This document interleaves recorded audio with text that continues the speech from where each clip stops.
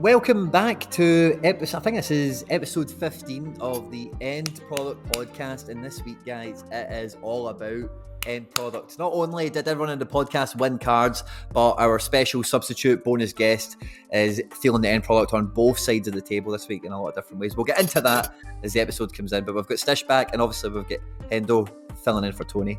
Hendo, thanks for joining us, my man. Stish, good to see you. Thanks, mate. Good to be Thanks back. for having me. Looking forward to seeing how Hendo gets on in this big performance straight off the bench for Tony.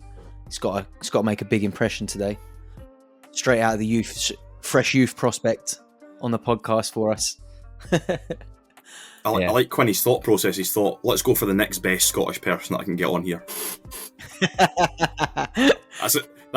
That's a warning to any other Scottish people on the platform. I'm thinking like Hoodwink, for example. Shots fired. In your place. Yeah, for sure. No, well, thanks all for coming on, Hendo. It means a lot. And I've actually tried to get you in a few times to cover for Tony over the period, and this is just the first time that the stars have aligned and the schedule's worked out, and we've managed to all make it happen. And coincidentally, like, you've had a lot going on this week as well. But probably the first thing that kind of happened today for me, and I wanted to get your take on this, as it's kind of fresh out, if you like, is we've got the first season of like new European cards out, with the Austrian Bundesliga getting their 22-23 season issues earlier today.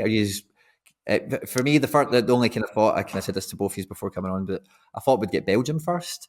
But other than that, how do you feel about it? You going to get any?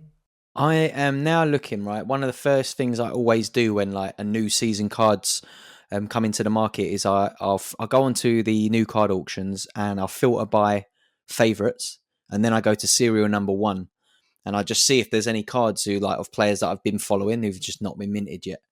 So a couple of people that were obviously in my watch list for whatever reason, I'll probably have to go back through my notes and figure out why I'm following some of them. But Moritz Weltz, who is 17 years old, plays for Sturm Graz. He came on as a sub in the last game. He hasn't had much game time, so I must be following him because of some scouting I'd read somewhere. And then there's another couple. Who else have we got? David Schnegg, again, Sturm Graz. Doesn't look like he's got too many minutes. 23 years old, defender.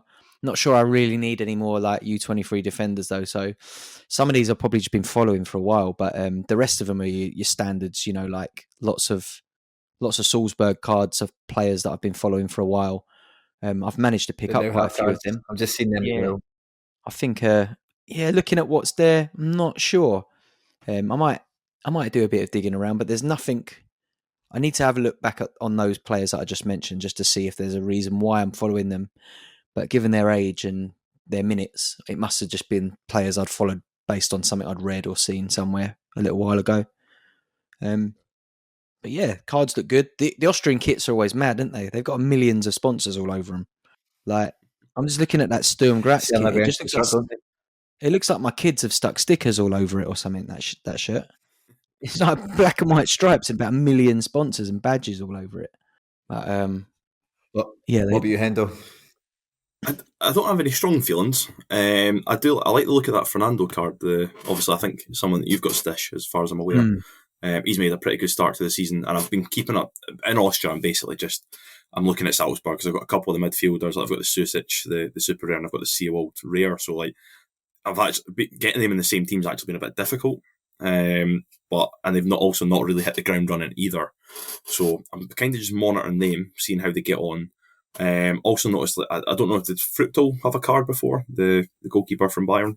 I'm assuming he had a few over there. So he's got a new sort of minted card. And I think was there one more that I seen there? Maybe there wasn't. But again, I think the new cards, the design's really grown on me, I think. When they first came out, I don't think I was too impressed, but I don't know. I think they feel more like, that sounds ridiculous, but they feel like more like cards, if that makes sense. It almost feels like they should have like something on the back of them for like a stats pack or something. So yeah, I think they really work, and I think MLS was the main sort of emphasis of that. Like the new MLS cards look so much better than the ones that didn't have the badge or the kit.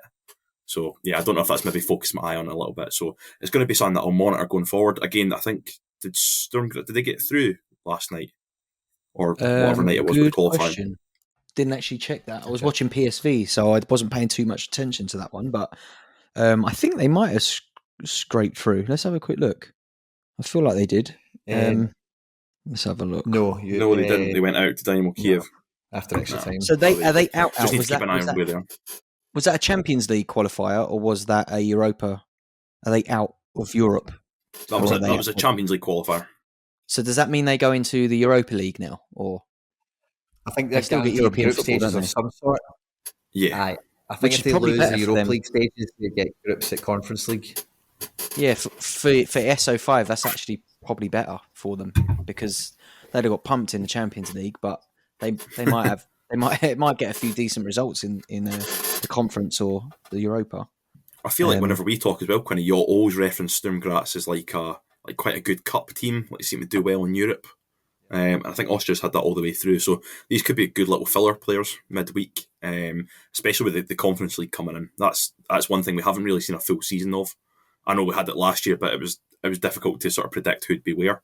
This year we'll get more of a better feel for it because you've had people actually qualify for like group stages and stuff. Yeah. I don't think people really took it as seriously going into it, as well. But now you've seen some of the results that the Feyenoord cards getting last year. I think people will be all over that, Yeah.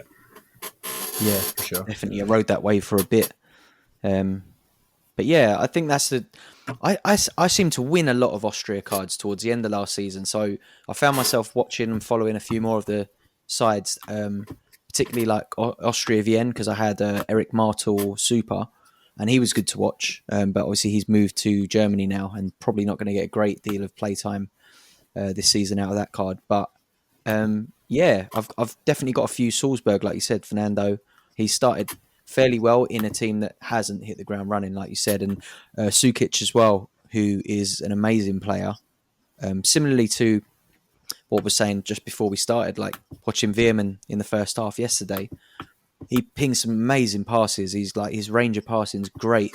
He just like sometimes it's just like they're not quite getting on the end of some of those passes, and he's only a couple of games away from a couple of those passes ending up in the back of the net from someone getting their head on the end of it.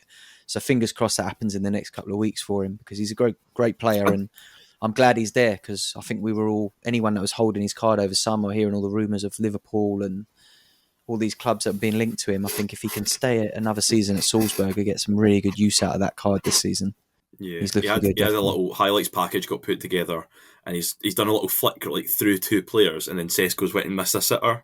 So obviously, I think there was like two or three big chances he created, and they were all missed. So like in another game week, that's I think he scored like 50 odd points anyway. In another game week, that's an 85. So yeah, it's just starting to come together for him. I've got big hopes for him. Yeah, I'm hopeful this weekend they turn on the style. Was talking to Quinny earlier. We was discussing like sort of tactics for the weekend, and I was looking at players for like who I've got that qualifies for the underdog, and Fernando falls into that category.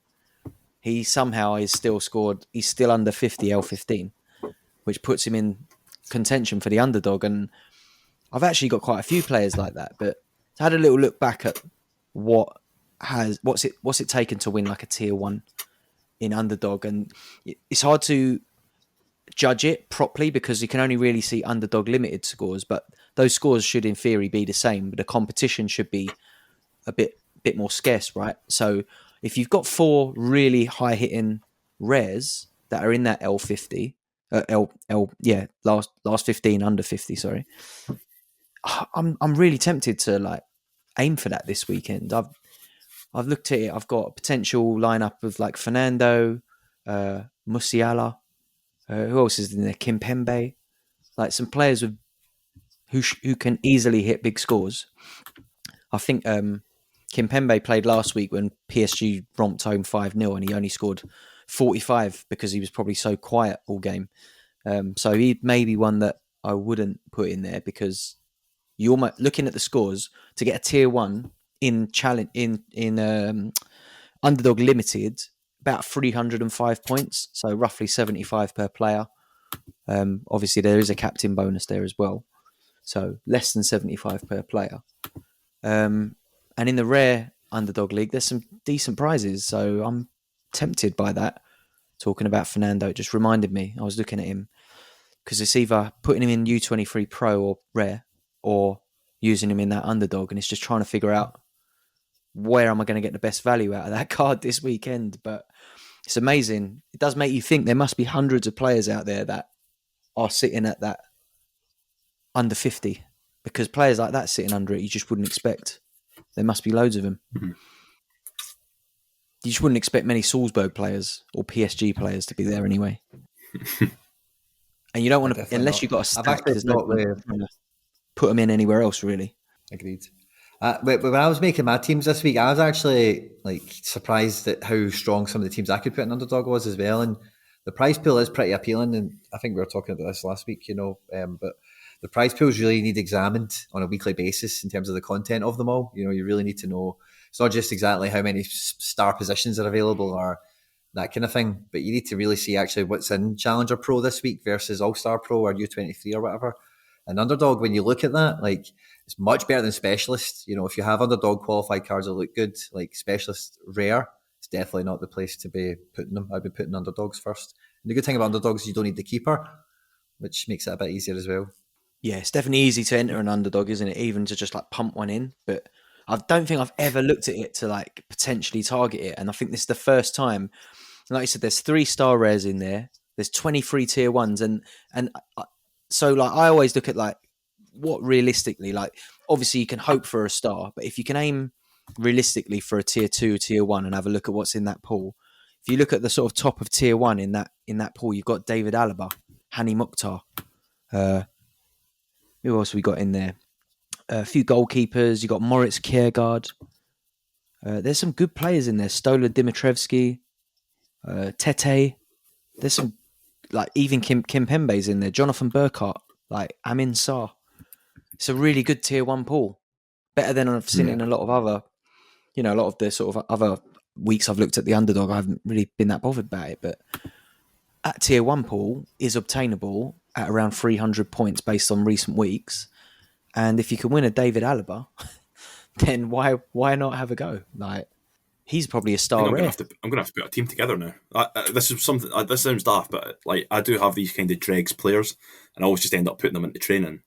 I always forget about the fact that they've introduced these kind of new players, because I forgot you don't need the keeper. I seem to be short for keepers. I've got the Kaiser out injured, so that's once he comes back, because it opens up Challenger and U23, I can start to move pieces about.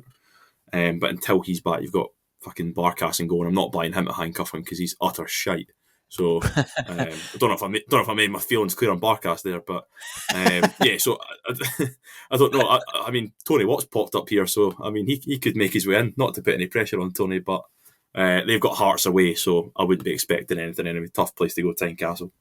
Yeah, and I think they got another massive fixture this week as well. Obviously, Tony's not here, but we'll be cheering him on in the week to see if they can edge their way into Europe after an amazing first leg. Hopefully they can do it again. The away leg. A really good first leg. Yeah, it's going to be a tough game, and go in there on the weekend.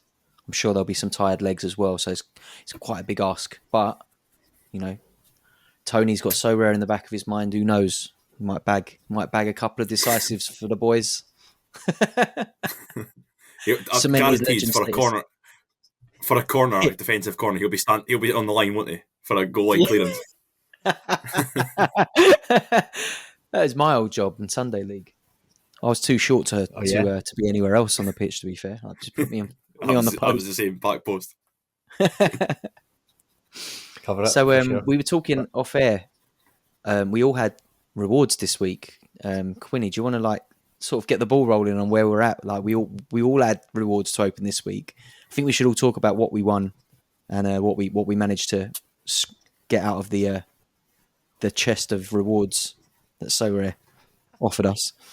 So we were chatting about it in the group chat that the End Product podcast was getting some real end product this week. We were all bringing in tier 1 prizes.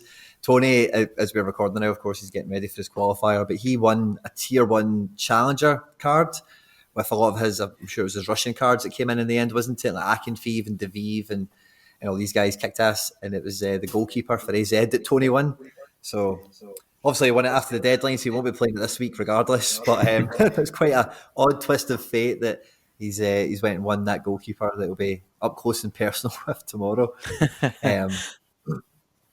Stish, me and you got together in London. You know, we met up on Friday night, which was good crack, and both of our game weeks got off to a pretty good start on the Friday. With that alone, I finished 30th in the end. The Bayern game, exactly. That was the Bayern one, wasn't it? And then Arsenal and Palace. I think I got players in the game, but I didn't have anyone like riding on anything. But yeah, I think anyone who had any Bayern players on Friday night, that really kicked the weekend off nicely for a lot of people. I had Musiala in one of my teams. I just felt like he was going to start, looking at like who was available to Bayern, and yeah, he had an amazing game. And I had captained him, I think, in my U23 Rare. Oh, nice. So on the weekend, you know, obviously they had that problem with the Shonan and Consadole game where it, like, something got messed up with the scoring as well. So in my U23 Rare, I had Tanny in goal who'd conceded 5, but I looked at his stats sheet. And he had a clean sheet, and he had only made 1 save, because you could see the stats on like FOTMob and stuff like that. So I could see he hadn't had a good game, and he'd conceded 5. So I was expecting that score to get tanked. But from my like estimations, I thought I'd probably still scrape into the tier 2 pool on that. And no, I got downgraded to tier 3 on that. But I did manage to keep the tier 1 in the U23 Pro. And again, that was quite funny because it was like the opposite way round. The day after the game, Muric was awarded a last man tackle for Burnley.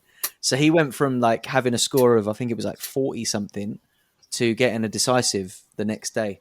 I haven't seen the tackle. I mean, I'm not mad, but I don't think I've ever seen a goalkeeper get a last man tackle on Sorare. Not any of mine anyway. I've never had that. So I take it, but yeah, that managed to put me in the tier 1 pool, and we'll have a little chat about what I picked up in a minute. What about you, Hendo? I know you had a win this weekend as well, right?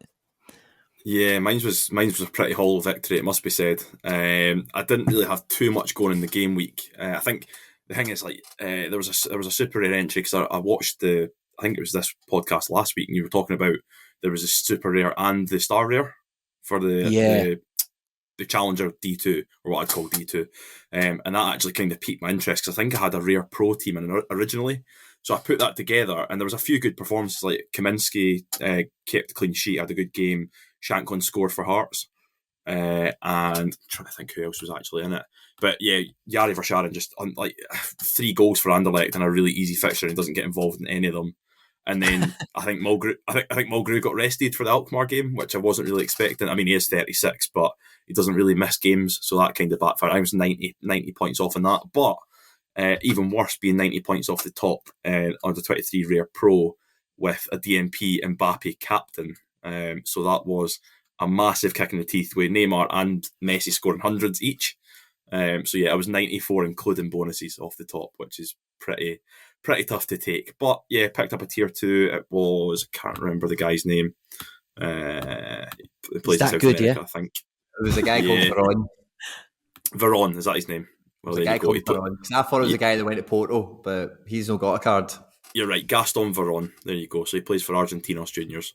If anyone wants him, I mean, make an offer, go for it. But yeah, otherwise he's not worth too much. So I'll just hold on to him for now. But it was a hollow one. I felt a bit heartbroken. But before this, we went and checked the rewards, and it wasn't too good. It wasn't like you're winning one of these huge cards. So I feel slightly better. Yeah, it would have been nice to like win another Mbappe. Oh yeah, definitely, 100%. Well, that's a dream, isn't it? I was going to say Stish earlier, like I've caught the last like 20-30 minutes of Rangers against Union last night, and the Union keeper definitely got a last man tackle on Morelos. Like at the end of the game, he got played through, and he's so slow. The keeper pure swept it up like 40-50 yards out. He came out and just like nipped it off his toes. Well, I'll tell you what, it wasn't a last man tackle, but it was definitely a sweeper keeper action, because the boy came out to the halfway line. Yeah, but I thought, because he has like won the ball there, surely that is a tackle. It's a last. Oh no, we were having a discussion earlier on Twitter. Basically, there was a guy for Feyenoord, I want to say. Okay. And basically, or something. It was like Obitso or something. I think that's his name. Anyway, he made the tackle, and what had happened is what has to happen with the last man tackle on Opta, you have to retain possession. So what's happened is it went back to the goalkeeper. So that now they're basically debating whether that's kept possession. Whereas that Maurice Morelos didn't even have the ball. He basically just let it run across his body. This Maurice came out and punted it out of play. So it'd be a sweeper keeper action, but not a last man tackle. Fair enough. Yeah. I've seen that. Now you know. So I want to see the Muric one because now I want to know how it's classified. Yeah, I want to see the Muric one because it wasn't awarded till the next day as well. So it kind of been like clear cut. Yeah, I think he maybe tackled him and then picked up the ball or something. Is that like because the keeper could do that? Yeah, maybe. Maybe he's just tackled and passed. Like the tackle is the pass, if you get me. Like right. Well, I guess if or something. If the keeper goes to ground and the player turns the other way and they use their feet or something instead of their hands, then it would, because if they use their hands, it'd be a smother, wouldn't it? It'd be a goalkeeper smother. Yeah. But if maybe like he uses his feet, tackle kind of action. Yeah. I don't know. I'd love to see it, mate. If anyone's got Y Scout and they can like clip that and have a little like tag us in it on social so we can have a look at the last man tackle for Muric. Shout out anyone that's got Y Scout. I'm sure we definitely got some listeners that have that. We must be able to get a little clip of that. It's got me looking like we were just talking about that the Rare Pro prize pool, and I can see now we got that there. Hendo, Sesko, Hoyland at the top of the pack, and I got down to where I was because me, Quinny, and Tony were in the chat in a week, and we were trying to figure out how I ended up with the card that I did because the card I got was Josip Stanisic. He's like a third choice right back at Bayern. He's an international and he is an under 23, so I can't complain there. But is that a tier 1? I don't know.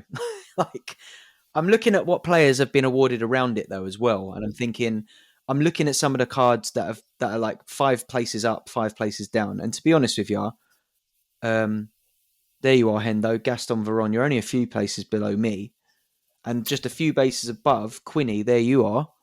Do you want me to spoil everyone's fun and give away who you won? No, on you go. You got John Duran, who plays up front for Chicago Fire. 18-year-old forward, looks pretty good this season. How did you feel about winning that one? I knew who he was, which was a nice start, Yeah. And he's not been on the best form recently, but he has like a DP, like young, MLS striker signing type guy. So I said if I looked at the prize pool and if I was getting anyone other than Abada, they were being sold. He was the only one I'd have kept. Maybe I probably would have kept Ralston, but he was a bit further down the pool than I thought I'd have been kind of fishing in. So he's getting sold. Basically, he's on the list. Yeah, Abada wasn't one. You'll be happy to know. Yeah, I'm looking now at the pool, and actually, this week, if you're not in the star pool of that U23 Rare Pro, the prizes are not great, really, are they? Like the star tier, Makoto Mitsuta was the lowest, and then at the top you've got Hedl, but then you've got Sesko, Hoyland, Tani, Keisuke Osako, Masato Sasaki. So you've got a few of the U23 goalkeepers, which are always nice to win. Yeah. And then you've got Ferran Torres, which isn't a bad card either. But then beyond that, I think the top tier one was Moritz Kjærgaard. Other than that, there's nothing that exciting in that tier 1 reward pool this week, which when I look at it is mad because U23 Rare Pro is normally the first place I go to put my teams. Like even without really looking at the pool, I just assume that's where the good cards are. But maybe a lot of the good cards aged out. I don't know, but it's an unusual tier 0 pool and tier 1 pool to look at when you're looking at the rewards.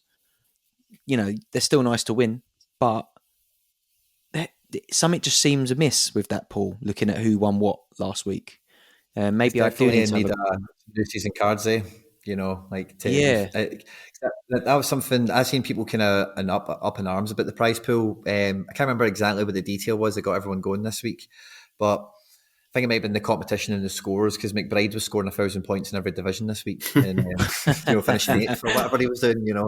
I think it was along that, but you need to cast your mind back. And I've seen Sorare Data Pity. I don't know if you follow that account, but they do some really content of that. He said the same kind of thing. But if you cast your mind back to the beginning of the year, the pressure or the kind of chat around all the reward pool was you want it to be consistent, like 12 months of the year almost, And I think they've done a pretty good job of that to this stage. But what we're now feeling is that the barrel's running dry. Like it's the shittest star rares you've seen, the shittest tier ones you've ever had, And it's not because the players are any worse. It's just that there's less prizes to satisfy us with. So. And I guess I think that's why we need to be checking well. them every week and just see where they are. Whereas Jota, whereas Abada, whereas whoever it is you're targeting, Mbappe or whatever, because they're not always just going to be, oh yeah, he's under 23s. Of course he is. Yeah, you're not wrong. And I think they're spreading them out as well, obviously, because we've got these underdogs and we've got these other ones that they have to drop the odd like Mbappe into those game weeks, those prize pools. And to be honest with you, those ones are a bit harder to win as well, aren't they? Let's be honest, like underdogs, specialist. If you win that, you should really be a bit rewarded a bit more than like finishing top of even like champ Euro, because you can easily stack a PSG team or a Bayern team. And to be honest, like it'll be the odd week now, the way that the cards are spread out between certain managers and stuff. It'll only be the odd week now that those teams don't sweep the top 5 places in those divisions, like especially Champ Euro. U23 I think has broken up a little bit this season. I think Salzburg is the main outlier, but a lot of the big Ajax kind of stacks got broken up by a lot of moves. And I think, but looking at that Champ Euro, I think that was something I saw in the week as well. Someone pointed out the top 5 places on the limiteds in Champ pretty much had the same team, some of the different captains, and in some cases it was just the XP that made the difference. And they were, I think the top one was a PSG stack, but with Koulibaly in defense instead of like Marquinhos or something like that. And all the other places had pretty much the same lineup, like Donnarumma, Marquinhos, Mbappe, Neymar, and Messi, Neymar, and like Kimmich or something like that. And I mean that isn't a stack, so it's not the greatest example, but I think there was, beyond that, all those kind of places near it were close. So I don't know, does that put you off entering like champ limited, champ rare? Do you look at champ now and do you still see it as winnable if you haven't got those cards? Nah, it's one of those, like, it looks in isolation. So people were saying on Twitter about there was speak about like trying to level the playing field stuff. Listen, great players score great scores more often than they don't. That's just the way football goes. If they play in a very dominant team, like for example PSG, who play in a league which they are much better than, this is going to happen often. But the thing is, the concentration of players. So like, if you put that team into All-Star, you're probably podiuming. Whereas like, you maybe don't need a Kimmich in that team. You know what I mean? The same team in All-Star, which can produce cards from all over. The fact is, a lot of these cards are concentrated in Champion. So I don't know what so many people are moaning about. Yeah, it's maybe tougher to win if you've got like a nonce stack or something. You know what I mean? Are you expecting to compete with Bayern Munich and Real and Barca and all these other teams? Probably not, unless nonce go somehow romp, I don't know, like bottom of the table one week, and then you've also got to hope the other results go in your way. Whereas if you put these in All-Star and you build up with just good players across different teams, like there's so many MLS teams that could compete in that region for like you probably take the Kimmich, go and sell him, buy a full MLS team, that could probably bang your rewards most weeks in All-Star. So it's more being about where you're competing rather than who you're competing against. It's like you need to be careful, and this is probably, I just went and had a look quickly at the pools there for under 23. Like there's basically there's nothing really good in there. So I'm actually kind of rethinking what I'm doing with that division, because like the top prize is Jota, which would be great. But below that, like you're looking at sort of like Hendo as well. Do I really want him? Gavi, Alphonso Davies, Magno, Citalo. Like these aren't going to be the top of the U23 pool in a few weeks' time when we get more cards back. So I don't know. Maybe it's worth a rejig, and then if I've got a strong challenger lineup, I can then go and win like a Carter Vickers as well as a Jota. And there's actually more Jotas I noticed in the challenger pool than there is in the under 23 pool. There's 4 Jotas and there's 2 in U23. So maybe worth a little view, because I'm the same as you, Stish. I just blindly go into where I know my players are meant to go. Yeah, But it's changed, isn't it? And like thinking about it now, it's just like when you were just saying that, and I was listening to like Nicola on Nellis's podcast the other week, and he was talking about the prize pools and stuff like that. And another thing that maybe I hadn't thought about, but just popped into my head then was obviously the way that they kind of figure out who goes where and what's a good card and what's bad. U23 more than any other division, its pools probably get messed up over the sort of closed season where players move to or get a bad move. You know, like players that were absolutely creaming points last season have either aged out or moved to a bigger club where they're not as valuable as far as the market's concerned. And I wonder if that knocks a lot of the cards we'd normally expect to see out of the pool. Because like, what about like Vinicius Souza or someone like that? Is he still a U23? Has he aged out this summer? Or but you know, like he's not in the pool because you know the way the market's seen his move is not a good move for him. So maybe he's come out of that kind of tier 0 that he would have been in regularly last season. So maybe the U23 pool's just a bit confused at the moment as to like where the value actually is, apart from your obvious ones like Jota. Jota's obviously like probably the top U23 card that they can mint, because I don't think they can mint Veerman given that the card has moved to PSV. They're not going to be giving out Veerman cards with Heerenveen shirts on. I don't know if they're allowed to do that. I think there's a few cards there that have moved. They now can't mint, or like you said, this is what happens when the pool starts to dry up. So they do need to get these cards out to give it a refresh. And maybe U23's felt the I don't know, the anti-benefit of that. I can't get my words out today, but yeah, it maybe has been affected by that before a lot of the other pools have been. But there's loose cards, like you said earlier, to aging out and stuff, you know, so it's got a few kind of vectors going on to influence it. But I actually think, I just want to come back to what we're saying there about Champ Euro. I think, like, especially at limited level, I think, like, you are going to be hard-pressed to break the top 100 without these big Bayern PSG combos that you can make, or Real Madrid if you want to throw them in or whatever. But I definitely think at Rare, maybe even Rare Pro level, like if you can be really clever, and you would still need a considerable amount of ETH to achieve this kind of squad, you know. But like PSG got that result because they hammered Clermont, right? If you know, for example, that Lyon are playing them next week and Dembele is on fire now, then get a Moussa Dembele I'm talking about, for like, I don't know what it costs. Let's just say half a coin or something to get 100. You can forecast that's probable in that kind of fixture. You don't know, but the thing with Neymar's and Messi's is they're like Hendo said, they're probably going to do that every week. Yeah. Whereas Moussa Dembele or whoever else, you need to see when their probable games are, you know. But I think in Champ, it's very slept on, the fact that like a lot of people, like most of us really, will just kind of wave the flag and go, fuck it, I'm not even going to get anywhere near that. You know, I've not got Kimmy or this or that. But after that, I think you'll notice the competition at the tail end of the reward pool is probably actually quite feeble compared to the top end of it. And if you did have, like, I don't know, I'm just going to use guys that I'm familiar with, like Captain Max Arnold with 80, and then you had Nabil Fekir up front, and this other guy in defence that brought in 80 as well. You could see yourself ringing in tier 2s and the back end of tier 1s on the fly quite easily, in theory. Yeah, I guess it's still possible to be profitable, yeah. It's just like you're probably not going to get near those sort of podiums in that division without. But that's fine, right? I still class a win as like a card. I don't expect to hit if I hit the podium, that's amazing. But I'm never looking at the podium as like that's what I'm aiming for, unless it's like a really weird ragtag midweek U23 D2 like the other week. And I thought, if I stick 3 players into that, I might get near the podium.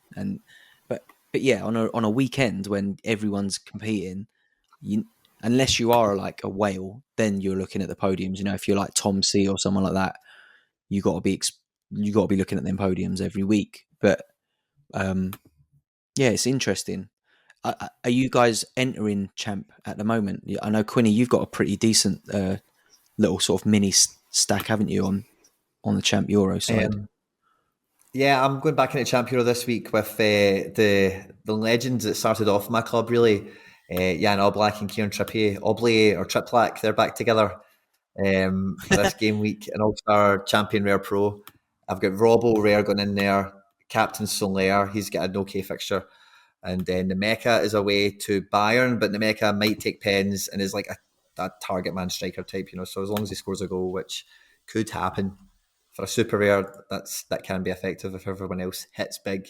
But again, that team kind of paints the picture of what I was just going to say a minute ago. Like I don't enter that team thinking I'll win a star often, if ever, but it's capable the odd time, and if I can get, like Hendo knows, because me and Hendo have been in DMs talking about Sorare for like 2 years now, but I win a lot of tier ones, and tier ones are fun to win, and tier ones can be bloody quality, and especially if you're pulling tier ones at a champ, like I don't think that's something, depending on, the kind of analysis you want to do for your own personal gallery, anyone listening to this or whatever, but like if you pull 1 or 2 tier ones a month at a champ, like it could be better than pulling 5 tier 2s from anywhere else, really, or something, I was just having a little look through. Sorry, when you were monologuing there, I believe there's 200. Am I right in saying 250 rewards? I think this is champion from gameweek 294. I'm in Champion Rare Pro. Oh, that's champion. That's Champion America. Sorry. Well, I fucked that up. Anyway, yeah. It says so. The weekend coming up, there's 265 cards in Rare Champ Europe, right. So it's quite a big pool. And the top 20 get a tier 1. But in the top 100, right. Top 21 to 100 is a tier 2, which, like Queenie said, if a tier 2 in Champ could be an all right card, could be an international player, be a decent player. This year there's 115 for game week 164, and the lowest points that got a card was 352. If you've got a half decent champion team together, I think you can achieve that quite often. Now, it might not net you the best card. It might be a tier 3, for example. But I don't know. I feel like it's not as bad as people think. It's competing at the top end. But competing at the top end of anything, I think, I don't know, how many times have you used 1 divisions, like since you've been on Sorare? I think 2 or 3. Like a couple of them recently. I've got 2. So it's not, to get actually even to the podium is proper tough. So yeah. I think people are maybe just they're overreaching with what they're expecting from, like, if PSG, Bayern, Real, and Barca or whoever else just smash it in 1 week, what are you going to expect? Are you going to expect them to score, I don't know, 50s just out of sympathy? Yeah, they're going to score hundreds. Yeah, totally. Yeah, I've got a Champ Euro entry this weekend. I had a couple of like super rares playing, but I decided to like not play them.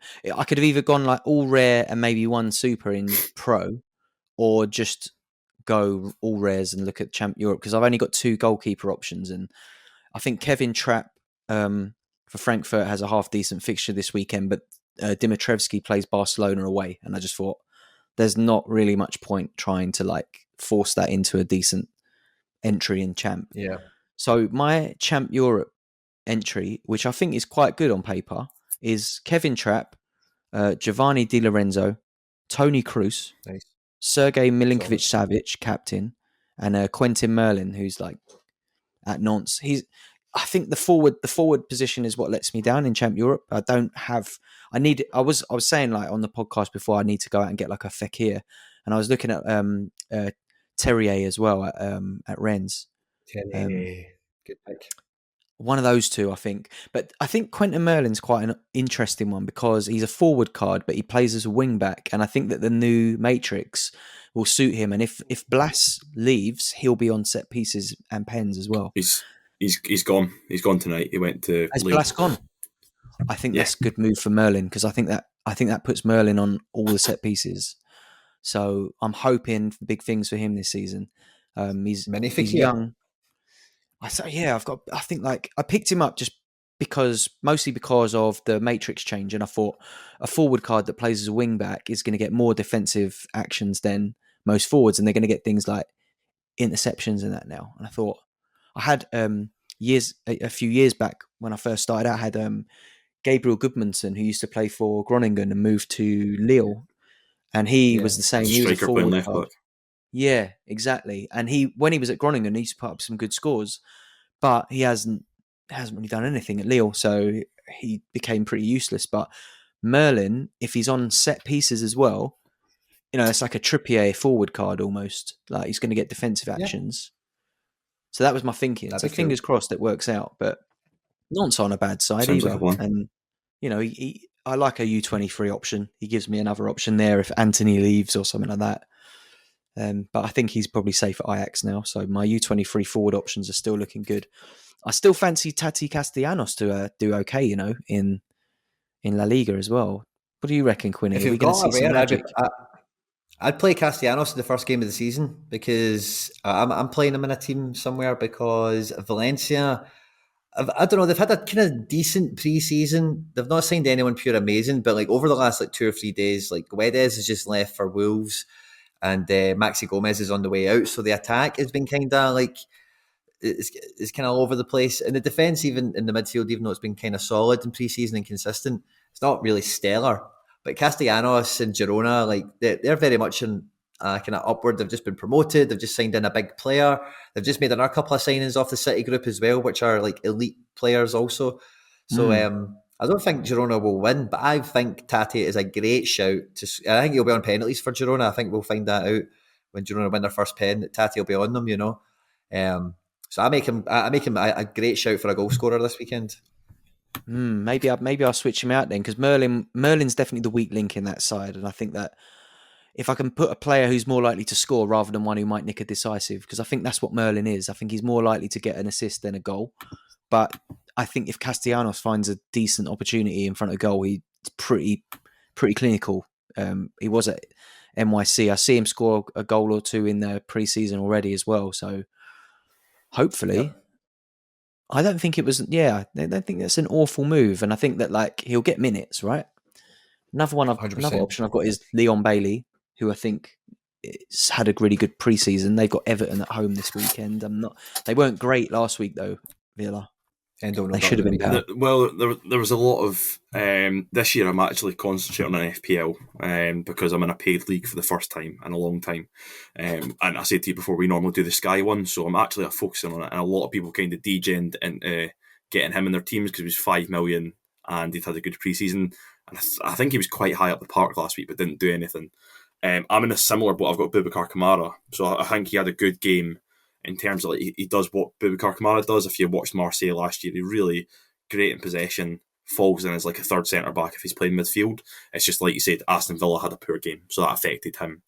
But yeah, I was having a little look myself there. I can actually scrape a champion team now. It's not great, but it's not awful either. So like Maximiano's in goals. They're all under 23, I think. He'd be in goals, which is a great move for me. Like him going to Lazio is just mega. I've got Gavardio super rare, so he could slot in, and I've got Todibo as well. If it was just a rare team, I've seen something that Alex Telles will play this weekend as well, but I don't know if I want to risk him. I feel like he's at Sevilla now. He's on loan at Sevilla. Yeah, he's at Sevilla. I totally missed that. Wow. Yeah, so he's out there on loan, but he's been out for a week. I think like he's been over there for a week, so they reckon he might play. But regardless, got them as options, and then midfield is kind of it's no. Yeah, that might be where it falls down, actually. Yeah, it does. Yeah, I've basically just got all defenders, and then I've got Manor Solomon, super rare, who, for Fulham, I would not fancy playing, really. And then came off the bench, didn't he? Yeah, he did. He's a good player, but Fulham are they're not going to do much, I don't think, even though they drew with Liverpool. And then it'd be Jonathan David, super rare up front, and then I've got João Felix as well, who'll make his way into a nice wee team. Oh, and I've got Vinicius now as well. After the recent, I'm having a look there, and there are some amazing players in that Tier 1 Champ Euro pool. Like Fekir is in it. You can win a Fekir, you can win Patrick Schick, Goretzka, Theo Hernandez, Frankie de Jong. These are in Tier 1. So if you think you can hit the Tier 1, why not? That is actually... I remember you used to do that a lot, Quinny, and then the Tier 1s would either improve what you've got, or you could essentially churn them for a lot of ETH, and you could start building towards a player that you really want. Yeah, big time. And tier 1s are fantastic prizes to win. But like the prize we all want to win is like a Haaland or an Mbappe or something like that. Obviously, Hendo, you live the dream. You know, we all live vicariously through you and that Mbappe. And this week it's gone. It is gone. I'm always embarrassed about the score. I swear the score was terrible that I won him with. It was like 338 at the top of under 23 Rare Pro, which wouldn't even get you near a card now. That's amazing. It was just one of those weeks, and it all culminated. Unfortunately, there was one where I think he DMP'd in a team, or something like that, and then I would have came top or something, or sorry, I'd played someone else elsewhere who was originally in, and if I'd played them, I would have came top and won another one. And I had, like I said, had a similar thing this week where obviously I would have probably won the division. But yeah, not out of rage, but out of just the fact that Sorare France, I'm probably sure you've seen, has came onto the platform and he'd been scooping up a few Mbappes. And I think, Quinny, obviously we talk a lot. It's something I considered for a while. I've been thinking about moving him on, possibly banking a little bit of profit, because it was good to sort of take some money out. And at the same time, I was thinking about, in a sort of roundabout Moneyball way, how do we recreate Mbappe in the aggregate, if you've seen that film? So I went out, I sold him, so 12.4 ETH he was, which is obviously massive. And it was about 20% of like the total value of my collection, which is probably too much of a weight, and let's be honest. So I went out and bought Vinicius Jr., who was just over 5 ETH, I think. He's got like similar fixture patterns, so he's going to have all the same midweeks pretty much, as long as Real go as deep as PSG. And he's got in as dominant in a team. He's also got an extra year at under 23, so I quite like that because he fits in with like Gvardiol and other people. And then I went out and bought Morioka because he's actually down quite a lot in price. So he's like 0.75, I think. It was a nice little 18-19 card too, which is always nice. You like to have a few of them. But again, his peak during the season, if he hits form, which he seems to always do, like middle of the season when he gets going, he's like double that price. So even if it's just a short-term thing, that's fine. And then finally, I went and bought Urian Timber because I've realised this week, if Gvardiol's been out, which he has been, Todibo stepped up last week, but it's left me so short elsewhere because I've had like Botman's went to Newcastle, he's not been playing. A few other boys like Brent, he didn't play last week for Salzburg, and it just left me a bit short. So Timbers came down a good bit in price with his 39 score against Fortuna Sittard, which is terrible in the face of it, but it's their first league game, like first proper game. He's going to grow into that team. You don't just fall off a cliff. So that's kind of where I've been reinvested. And then the rest of the money I just kind of banked. So I think it was a good move overall, but I'm going to be gutted when I see Mbappe's goals come through and he'll score. He'll probably get 10 plus 100 scores this year, but you just got to put up with that, unfortunately. I think it's a good trade though. And like you said, you've reinvested and you've still banked some money as well. So you can't really sniff at that. I think that's great. A great bit of business personally. 12.5 ETH. I mean, what's the most, I mean, if we like discount the Gary V boom, how does that sit in terms of like his sort of sales over time? Is that like a good sale for him, do you think, or is that about average? I think so. So in fiat, it's about £18,000. So if we look at all time, so there's basically a red line. I'm pretty close to it. So there's one for 23k. That was back in March. There was a few around 23 and 24 just before the Gary V boom, and then you had the ones that were like, well, the most expensive was 60k. And then I've just lost the other one there. Wait there now. I'm going to refresh this page. All pounds. The other one was 40,000. So that was 40,000, 60,000. So I would say in terms of all-time sales, it's probably in the top 15, which I'm quite happy with. Yeah. And again, the amount of money we're talking about for sure. It was just one of those things I've always said to you, Quinny. Once he's gone, he's probably never coming back unless we win him a game.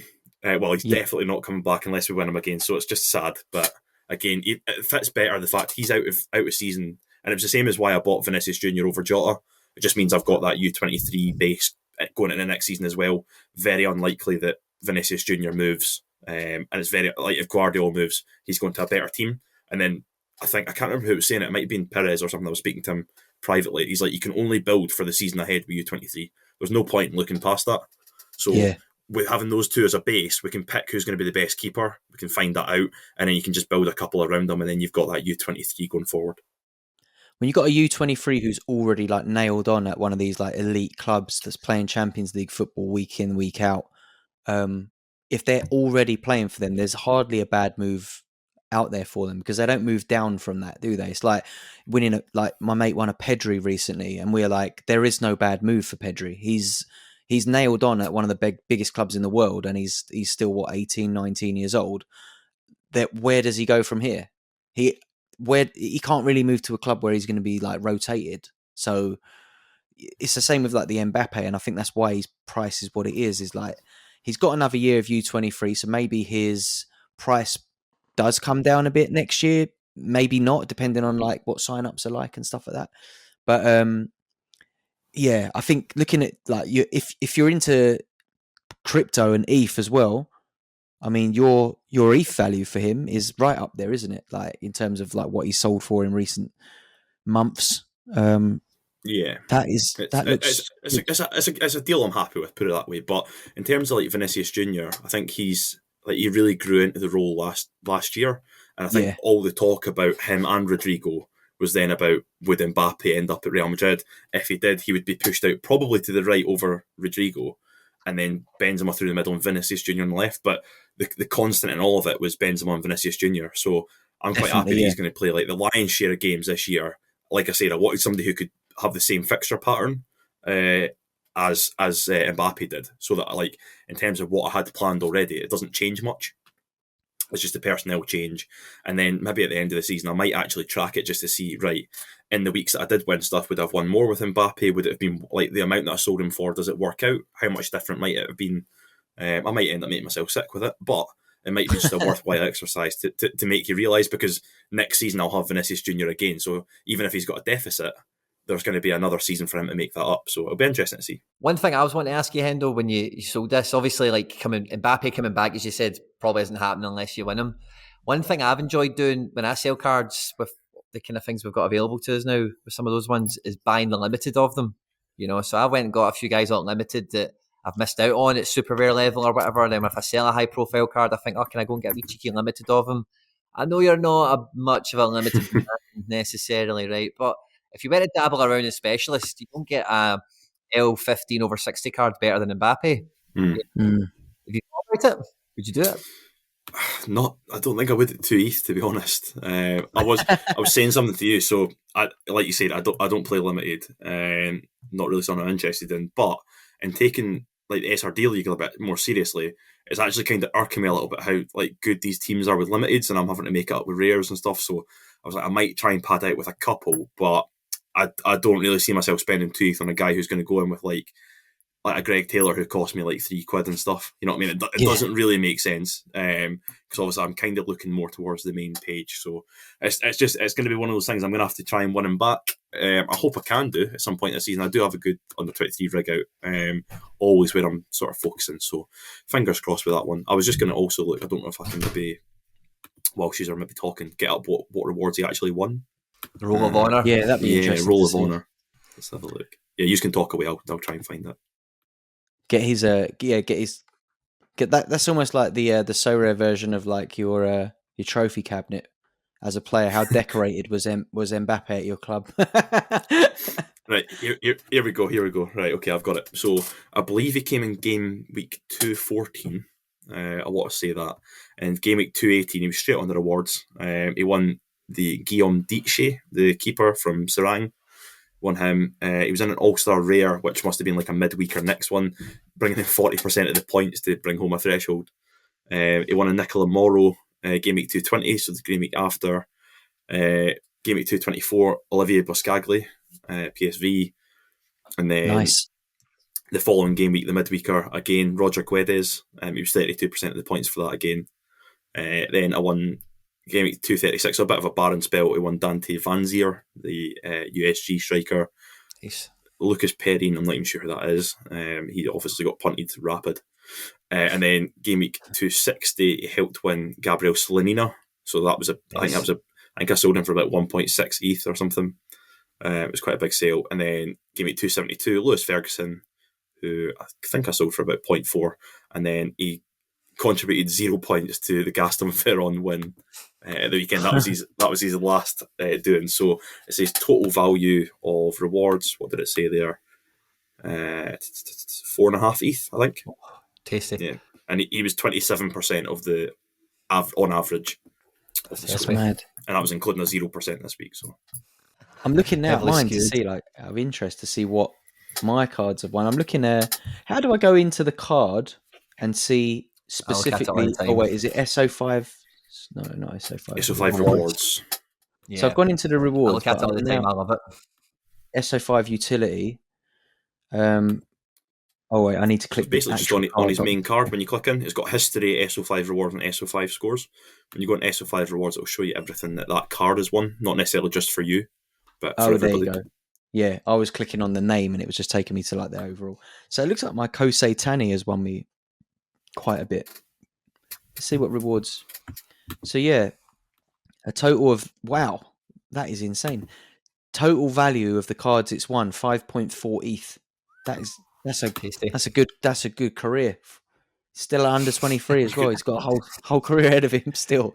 Let's have a look. Yeah, I can go slightly better.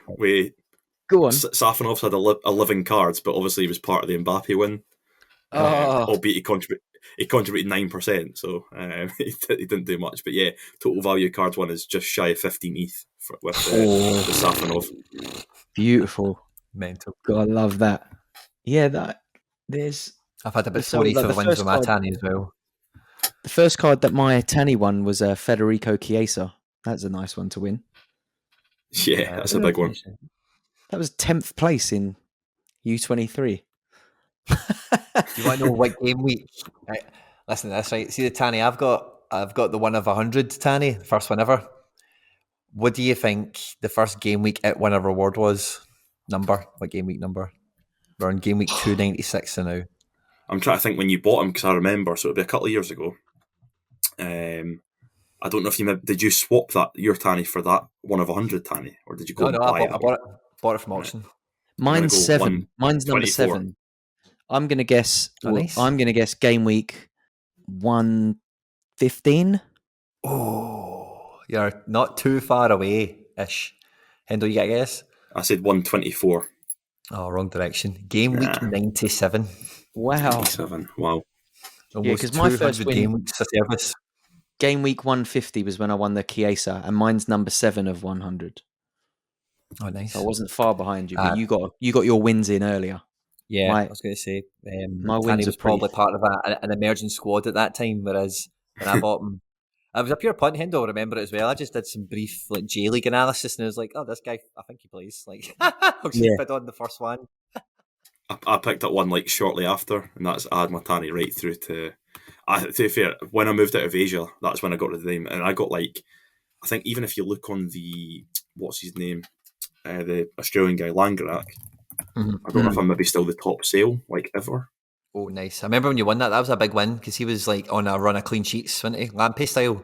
Oh, but his clean sheets are unbelievable. I'm actually second of all time, so I sold mine for 1.5 ETH. And then there's one sold for 1.647, just not long after.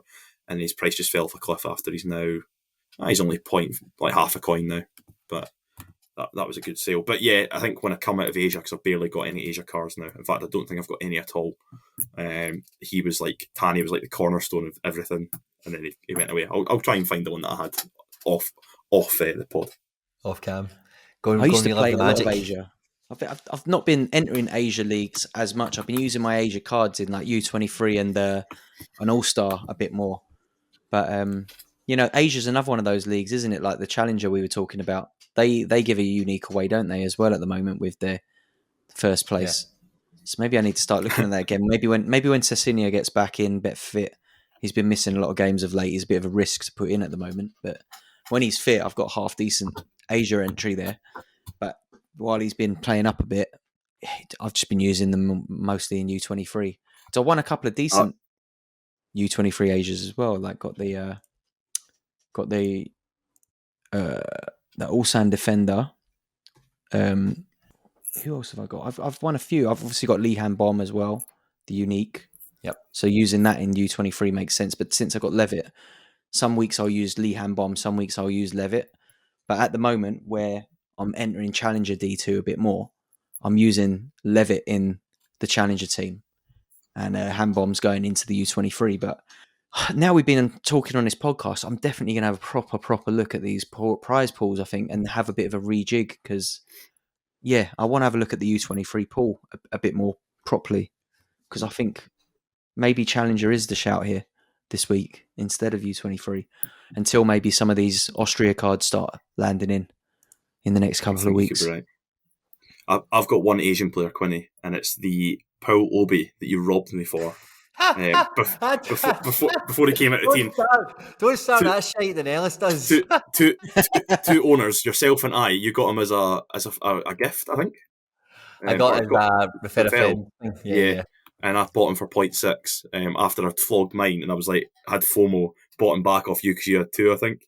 and then he came out of the team. So that was a bit of a pain. But yeah, that's the only Asian card I've got now. That was pain for us all. It was pain for us all. He'll come back. He'll be fine. Yeah, What's he more will. painful is that Takaoka, the guy that actually plays, he was worth like an absolute mint at one point, and he was in really good form. Yeah, which was really bad. I bought one of those Obi cards. I think I paid half an ETH for it, and then ended up selling it for like 0.3. It was, but when ETH had like dipped, I paid quite a bit for him when he first popped up in their team sheet. I was like straight in there, paid 0.5, which at the time was quite a bit as well. I think I just got a bit excited that I saw the news early and thought I'd react to it, but reacted a bit too swiftly, I think. He must have only played like 5 games that season, and then he just got benched. And I think he's aged out of U23 now as well, isn't he? Obi, he has. Yeah. Yeah. We thought we were so clever as well, like getting in. Yeah. There was only 5 cards of him at the time when we originally bought him. There was only 5 minted, because he was away in J2 and he was playing quite well, and there was like rumours he was coming back. And then first game of the season he's in the team, and then that's what I'm saying, his price spiked a lot, and then he's never been back. But he'll come good eventually. It's been a big letdown to this point. I've got the 1 of 100 again, so I've been sitting on that for bloody ages. He played today in the cup. I'm pretty sure he started. Obi. Did he actually? Don't do this to Stish. Pretty sure he started today. No, I saw the team sheet, and like I didn't. It was in Japanese, so I couldn't read it. But he was the picture on the team sheet, so I'm assuming that meant he started. So come back, kid. He's coming back. Obi's happening. Fingers crossed. Might be able to sell him. Take an 80% loss instead of man. He'd be all right. No, I made another one of those stupid moves recently. I saw that who was the Galatasaray keeper was benched in the week, and they fielded a 19-year-old, and I went straight in and bought him, and then realised that the number 1 was just benched because he got injured in the previous game, but it wasn't serious. But I assumed it was, and just went and bought the other kid, and then realised within about 5 minutes I'd made a huge mistake, and tried to just list him pretty much for what I'd paid, in hope that someone was a bit slower than me and tried to buy the cheapest one on the market. And they did. While I was listing it, someone bought another one, did exactly what I did. And we're going to be stuck with him. But he's got another 4 years of U23. It might be a long wait to get rid of him.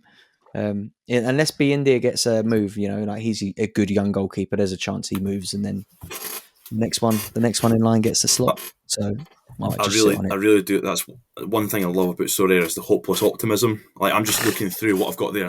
I'm still convinced that Florian Thauvin is going to become the best midfielder on the platform, because on paper, going to Mexico, he really should have dominated that league, and he's done nothing.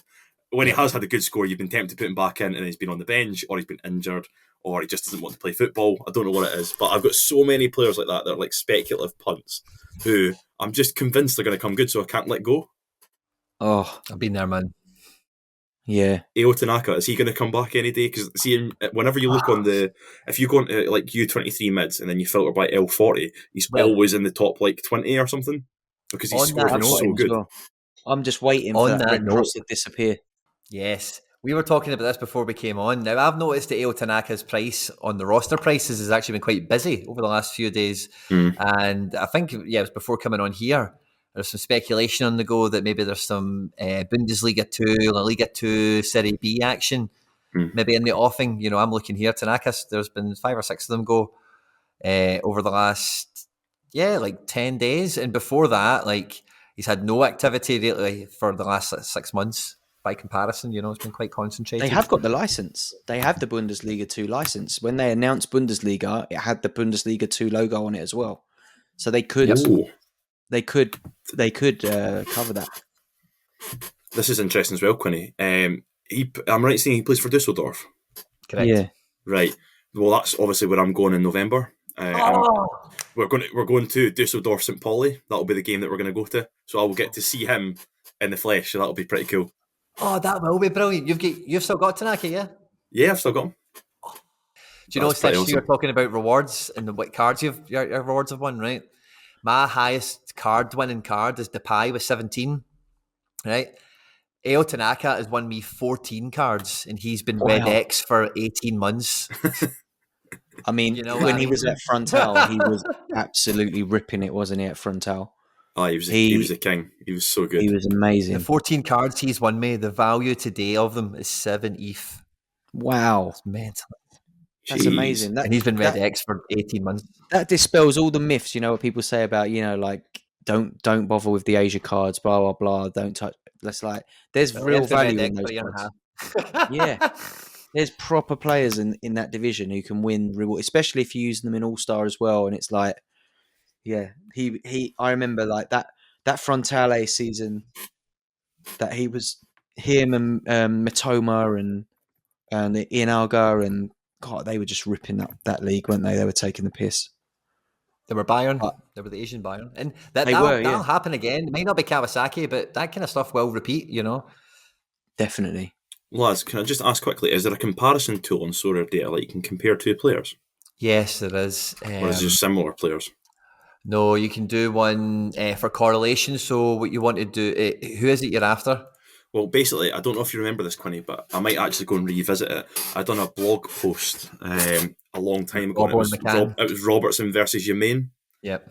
I was just going to check, like, because obviously their prices have went kind of completely different, and the emphasis on champion, that makes sense. But I just wanted to compare their scores, just to see what like, because I noticed that I've still got the common Mickey Yamain, and I noticed they posted another sort of 60 plus at the weekend there, so I just wanted to check how do they compare. That's interesting. I've got my Robertson up for sale at the moment. I might just go buy a man. But no, the only thing I could think of, sorry, was like the stacks feature. So like if you go to a player and hit on stacks, you can then pick another player in the same team, Right. and it helps you identify if they play well together or not, or if they play in the same like rotation patterns, that kind of idea. Okay. But you can't just pull random people onto it. But that graph is what you want, but you can't do it if they're not the same team. It would appear. It's mad, isn't it? Right. Well, I do love let me do look some at manual Sorare stuff data. then. Sorare data, you could just fall down the rabbit hole for. I think I've heard days. Laird request the sort of feature you're looking for, like to himself on a stream. If you know what I mean, I think I've heard Laird have that kind of discussion. This is interesting. So Robbo's currently trading at what 2.19, and Yamain, I just looked there, so 0.385, which actually seems pretty good. That's really good for you, man. How close do you think they are in terms of scoring? Well, I'm going to say a variance of 10%. Yeah, you're less, I would say. So L5, Yamain's is 62, Robbo's is 43.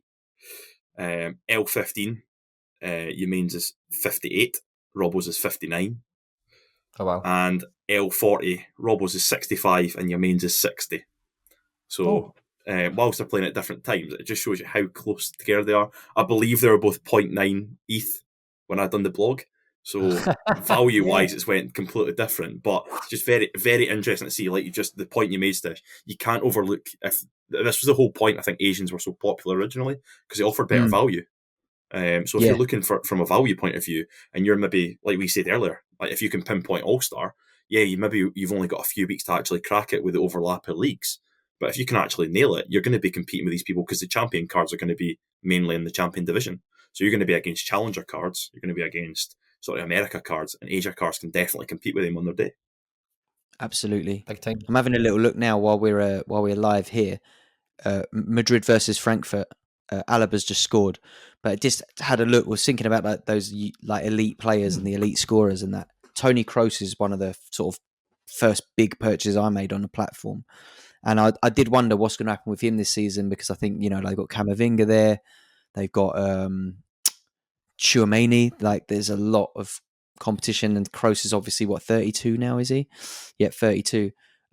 He's banged out. He's at a FOTMOB rating of 6.8 so far in the 38 minutes played. 2 interceptions, a block, 2 recoveries, 3 ground duels won. One he's been fouled once, and he's put how many passes? 36 passes. I don't think we've got to worry about Tony anytime soon. He's still going to be putting those big scores up. The AA King.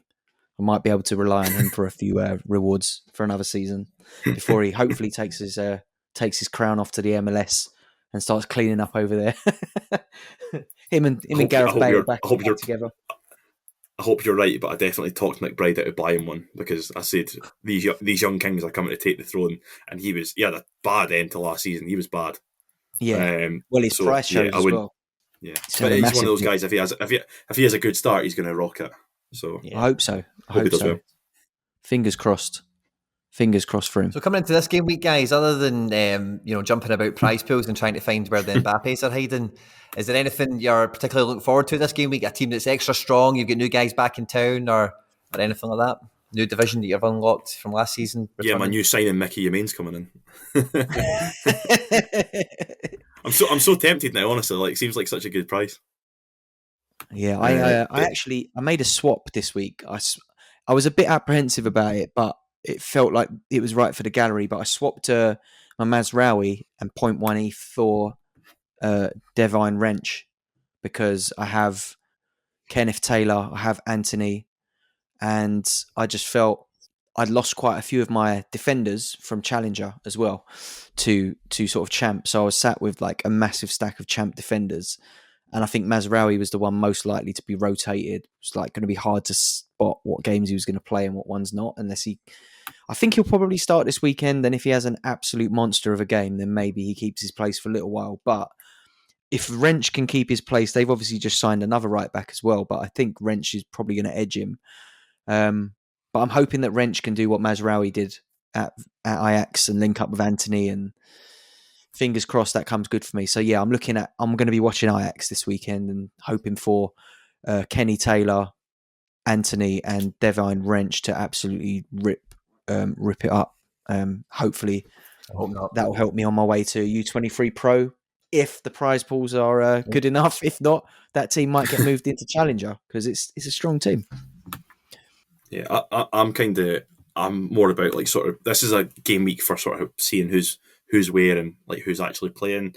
I've literally just went into the list there. So even 5 defenders, like Brent, Botman, Starfelt, Gvardiol, Mulgrew, possibly Mark McKenzie if you want to add him in there as well. Munoz, who plays for Genk as well. All these guys are just sort of like they're either coming back from injuries or maybe they've been rested, or it's just to see who fits in where. The main one though is obviously Starfelt. I really want to get him back because he improved. Like I've got Greg Taylor in the Challenger for now. He could easily be rotated, by the way, for Burnaby, but he's been really good. So I don't see it happening, especially one of these things when they play against their old team. I feel like they tend to play more often than not, but it could be a psychological thing. So I think he plays. But yeah, keeping an eye on them. And then again, just sort of, like you said, having a look at the prize pools, because I might have to now reshuffle a few bits and bobs, because to be honest, the under 23 pool doesn't look too tasty. I think even Challenger like Rare Pro, I could really attack with what I've got. So yeah, it'll be looking just to see where do my pieces fit the most, and who's coming back. That's what I'm focusing on this game week. Yeah, what about you, Quinny? I am finding myself again. I actually flip flopped my big team, if you like, the one with the McGregor in it. As we've been talking, what I'd left it doing was I put Taylor, McGregor, and Kyogo into All-Star Super Rare with Sorare, who's at home to Atletico Madrid. Probably not going to get a clean sheet, but might make some saves and such. And I put Leggett in as another card because he's at home to the Earthquakes. He's just transferred to Dallas and should be the main kind of number 10 in the team. But then I was looking at the prize pool, and the thing that kind of swayed me on this one is an All-Star at the moment. There's 285 entrants. There's 45 cards. There's a star at the top. Top 5 is tier 1. The rest of it's garbage. But in Challenger, I was entrant 100. So what? a third of the entrants. The prize pool is like half, basically, in terms of spots. It's 25 rather than 45. But in Challenger, I think Salzburg and Celtic have got the 2 best fixtures. Ajax have got a good fixture at home at Groningen, for sure. Don't get me wrong. I suppose PSV have got a good fixture. But I think otherwise, like, none of the Moscow teams have got great fixtures. None of the Turkish teams have any particular standout. Same in Belgium. Everything's quite tight, except for maybe Genk, but they're not going to keep a clean sheet. And one or two others. Anyway, I just seen that, the head count. Because, again, you guys will know this through experience, and people listening may or may not know this, but the number of entrants that you see come deadline, it's just the amount of people that have entered. What I always get a good gauge of, I think, is see within the first 48 hours of the game week opening, the amount of entrants you get in there, and that's the serious players that are picking their team early and at least getting something in there to, save the place for. So, what's this? This is Wednesday. Yeah, game week's been open for like maybe, I don't know, 24, 36 hours, something like that. So if there's 100 serious teams and I'm one of them, then I think I can get top 25%, and hopefully ideally top 1% would be great. So I think from here on out, anyone who registers as a team, it's a throwaway team or it's not a priority lineup, whereas this is my priority lineup, and I'm just trying to attack the numbers maybe a wee bit more in that sense. This comes back. I guess I've got a quick question then, Quinny. Do you therefore think you need a unique to be competing there? Because obviously you've got Cal Mack, for example. The reason I say that is because when I was saying earlier about last week, so I think I had 299 points and I was 102, I think, off the cards. We had DMP and Yari that totally flopped. Very achievable, but that's for the tier 3 super rare, right? I was like 280 points or something off like first place. It's like I don't even think I could physically do that, even if there was like better scores and I had the player playing. So at that point, what's my ceiling is kind of where I'm getting at with that super rare entry. Well, I've seen myself do. I think with the super rare entries, like to get really big scores, like you can't really get excited until you get. For me, anyway, because most of the super rare leagues I've played was Champ Euro with like the Centre of Ego guys and whatever, and kind of punched above our weight for some tier 2s now and again, and All Star, which is obviously takes no prisoners. I think in my mind, when it comes to those super rare entries, you really need to have 450 as a possibility. Like you need to be able to imagine like this guy can get a couple of guys can get 100 or so with multiplier. Your captain comes in, and then if you can get a keeper, doesn't matter if they're rare or not, but if your keeper can get at least around the 70 mark, then obviously if it's a super rare, it's wildly much easier. Maybe you can aim for 90 or something. But I think that's kind of where you need the starting point. It's around that, including multipliers, around the 450 mark. If you can get around there, then you can get excited. Like you can get lucky and get top 5 or whatever. I'm unfortunately, I just had a look, and I don't know if Mulgrew will play after the midweek. And then Ben Davis, who I thought was going to be an absolute cheat code. I mean, Rangers paid £4 million for him. He's the only left-sided centre-back they've got. And they're playing James Sands, who's not even a centre-back because he's not fit. They've been playing Sands centre-back? Sands have been playing centre-back for like the last 3 matches because Suter's out for a while. Oh, wow. Hollander's still injured. And then Ben Davis isn't up to fitness. And he's not getting the max time to get up to fitness. Sure. So he's now like one of these players. If I put him in, they all do well. And then if he's a DMP and it looked obvious he was going to DMP, then I'm going to kick myself. And then if he actually comes in, plays in a Rangers defence who are likely to keep a clean sheet, get 4,000 passes and then score 80 points, I'm going to look like an idiot as well. So just need to wait for him to come into the team, unfortunately. Yeah, I've probably got along with that. But I don't think the unique is like, I don't think it's necessary if you can get the captain to really hit and the goalkeeper doesn't let you down.